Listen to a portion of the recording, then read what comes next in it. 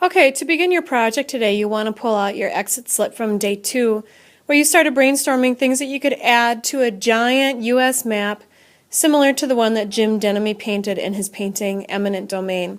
If you haven't seen the giant map, I made one for your classes out in your hallway, and you'll be adding your small illustrations to that map as the day goes on. When I was doing this assignment, I was thinking a lot about the Trail of Tears, and something that I recently learned about the Trail of Tears. What I learned is that it's called the Trail of Tears not because the people on the trail were crying because of all the horrible things that were being done to them, but because the white settlers in the towns when the Cherokee, for example, were passing through would cry because many of them did not favor the Indian Removal Act. Even though they were getting land and they were starting a new life on this land, they did not want the Cherokee to be pushed off from where they were, and so it's called the Trail of Tears because as the Cherokee passed through these towns, the people, many of the settlers there, would weep. I found this really powerful because I think that it shows a perspective that you don't hear that often. So my drawing here is about the settlers' mourning when the Cherokee came through during the Trail of Tears. And where will it go on the map? Somewhere in the southeast U.S.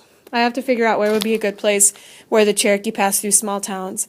And then whose perspective are you representing? And I wrote the settlers who were against the Indian Removal Act.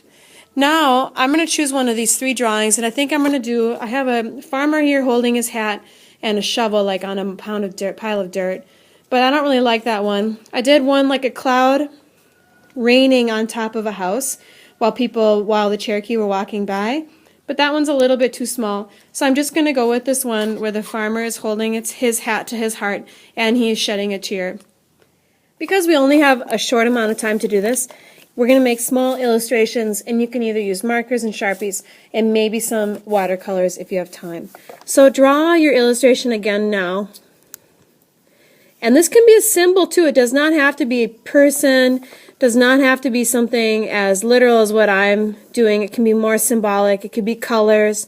You just have to have a reason for why you're making what you're making and how it relates to what you've learned about this time in history.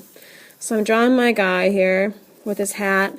I'm trying to make him look like he's got some overalls on.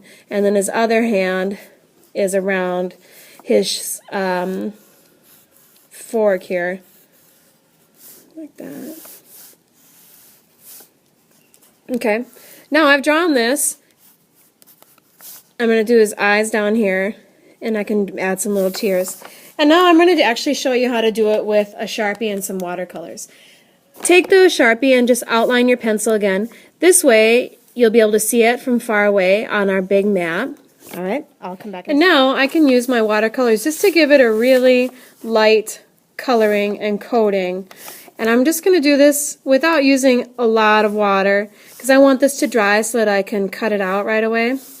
So I'm just going to kind of make him look like he's just wearing, you know, pretty dirty clothes. He's working hard.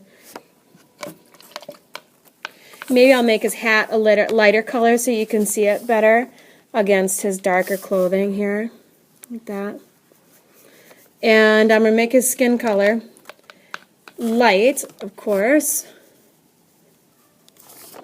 Okay, just kind of fill that in. Just real loose, not super exact, just to get an idea of what you're talking about and who this is without spending too much time.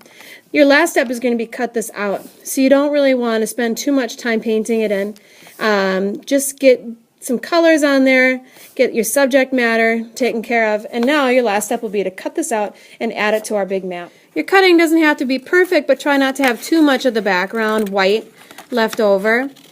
And then now's when you want to make sure you have an idea of where you're going to put it on the map so that it makes geographical sense. You also don't want to put everything in the exact same place.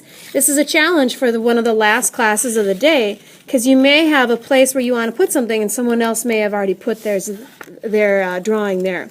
So you have to be a little bit flexible, and you can usually just put something close by somebody else's, and hopefully it'll afford you the opportunity to look at how other students are interpreting similar events in history, maybe using different perspectives or different imagery. Okay, so my last step will be to put some tape on the back of this guy and then go add them to my US map. Hope you guys have fun with this. I can't wait to see what you make.